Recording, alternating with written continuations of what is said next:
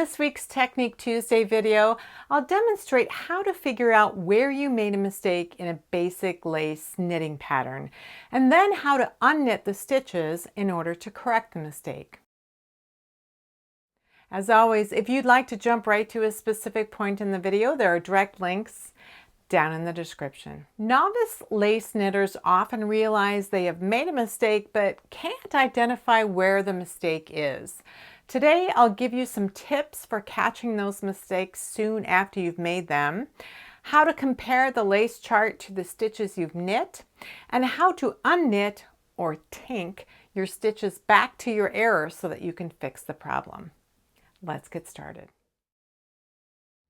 I'm working a fairly simple lace pattern here that has a 10 stitch repeat. The pattern calls for a multiple of 10 stitches plus 1, and that plus 1 is for the symmetry, to create symmetry along the edges. What I've done here is I've placed a marker after the first repeat, which has the plus 1, so I have 11 stitches here. I have a garter stitch border there that I'm not counting. And then I have 10 stitches for the second repeat, and then I have a marker. And now I'm about to work the third repeat. So I'm working on row 2 of this lace pattern. There are 4 symbols in this row. We have the plain boxes, which represent just a plain knit stitch.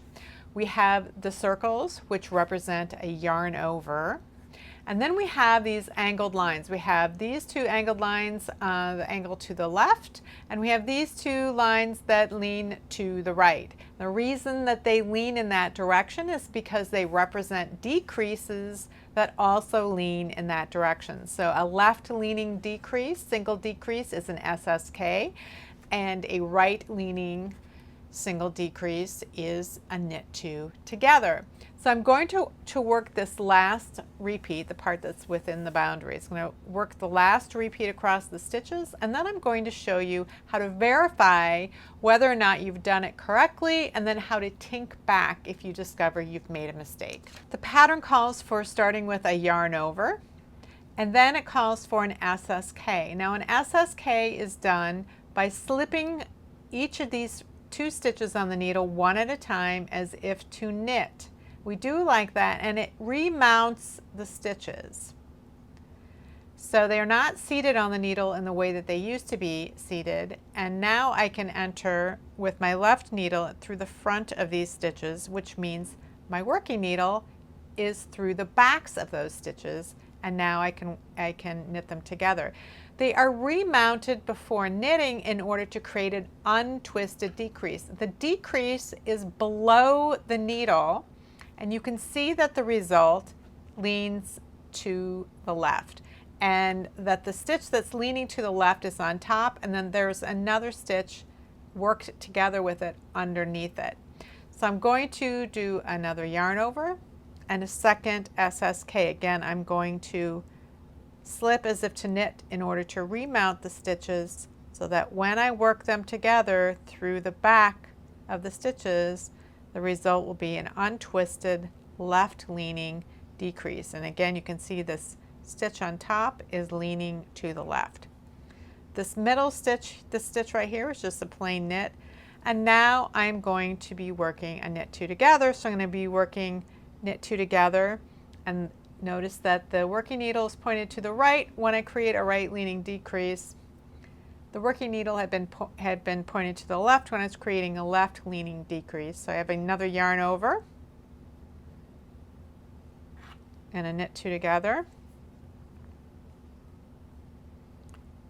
a yarn over, and then I end with the knit stitch. What I have left here are my border stitches. So I've used up all of the stitches I had available to me. So I ended my repeat right on the last stitch.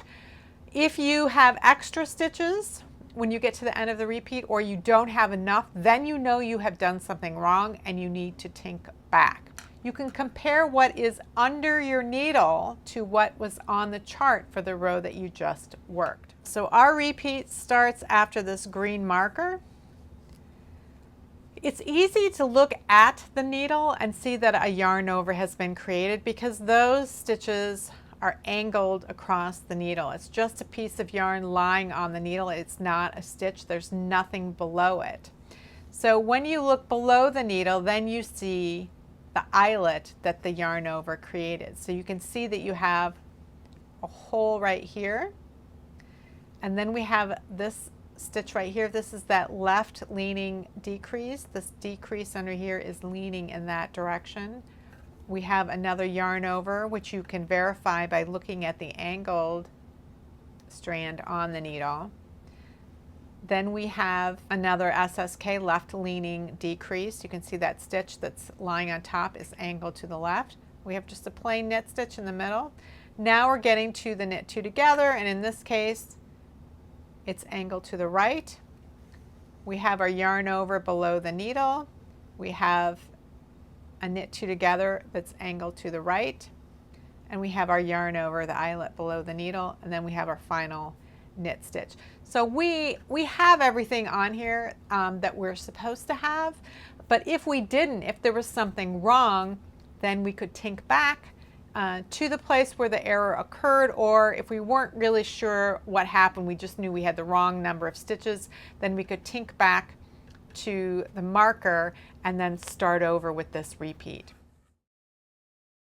So to tink a stitch, you want to insert your left needle through the stitch below the needle, not the stitch on the needle, but the stitch below the needle from front to back. We insert it from front to back, and then we can let the stitch that's on the needle come off. This was a yarn over. We just let it come off the needle. There was nothing there before. It was created by just putting the yarn over, laying it on top of the needle, so we can let it fall off the needle, and it's not a problem. Do it to make sure you're doing it correctly as you go through the center of that top stitch, and you can see you've got a leg of that stitch, and then you can just hold on to it with your thumb. Then you can see that there's another stitch under the needle that you want to go through the center of. So now you have two stitches on your left hand needle. Hold on to them while you let that working yarn off the needle. And then again, this is just a yarn over that's coming off. And we're going to take this knit two together off. So I'm going to go through the front of the top stitch to grab that leg, hold on to it, and then I'm going to go through the stitch under that. So I have a leg of each stitch. Let that one off the needle. Then we have a regular knit stitch, so I'm going through the stitch that's below the needle, not the stitch that's on the needle.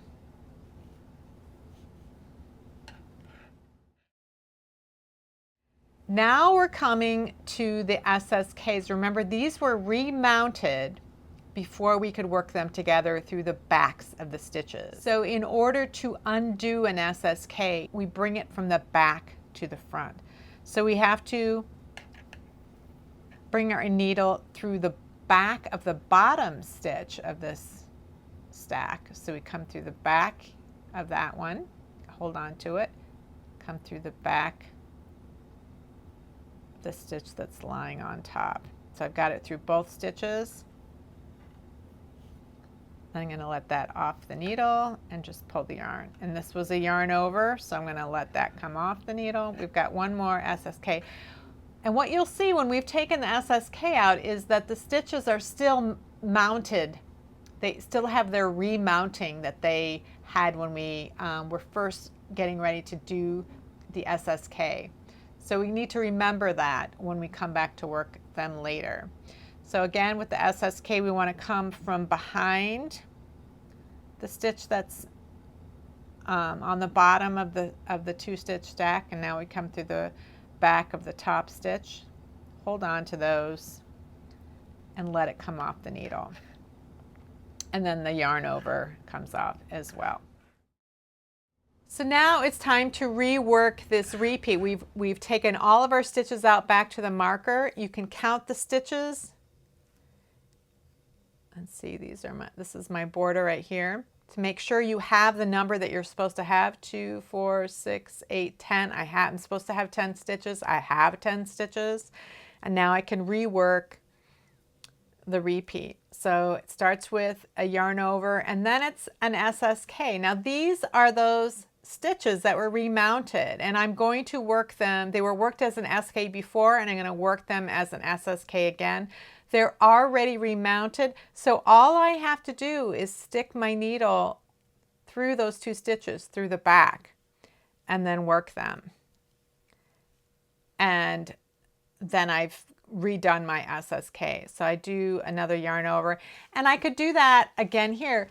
But sometimes you're undoing an SSK that wasn't supposed to be an SSK. Sometimes that you're undoing things because you've made a mistake, and you may have gotten off your stitch count, and you may have worked two stitches together as an SSK that shouldn't have been. And in that case, let's say we were supposed to just knit one of these stitches, okay? So we can go through that stitch from front to back by pushing against that back leg right here. So we could just go through here and knit it as a regular stitch if that was what it was supposed to be. But if it wasn't, if it was supposed to be, say, a knit two together and you had to work those two stitches together, you wouldn't want to work them through the back because you would get an SSK again. So sometimes you might need to remount these stitches and get them oriented on the needle in the way they originally were before you ever did anything to them. So you would again come from back to front through this stitch that's mounted differently in order to change the stitch mount, back to front. Now they're mounted correctly, but they're on the wrong needle. So we want to slip them back and maintain this stitch mount. So we want the two needles pointing at each other while you're passing them over. And then they would be mounted like most stitches are mounted, and they could be worked in any way that you would normally work a stitch. So then after you've worked them again, you count your stitches, make sure that you have the number you're supposed to have, and then you can continue on. I want to emphasize the use of markers between repeats, particularly for novice lace knitters, and especially for those initial setup rows. It's much easier to check your knitting against the pattern when you have markers on the needle that you can compare to the charted repeats. While I often suggest practicing techniques on a swatch, that is doubly important in lace patterns. Not only can you practice tinking and fixing mistakes, you can practice just a couple of the lace pattern repeats on a swatch prior to knitting the project. You'll learn where in the pattern you are most likely to make mistakes, which you can then use to your advantage when working the actual project over a much larger number of stitches. You'll be more alert to those pitfalls at those trouble spots and less likely to make mistakes in those locations. If you have any comments or questions about today's video or suggestions for videos you'd like to see in the future, you can leave those down in the comments below or join the discussion in my Ravelry group, Rocks. Thanks for watching, and I'll see you next week.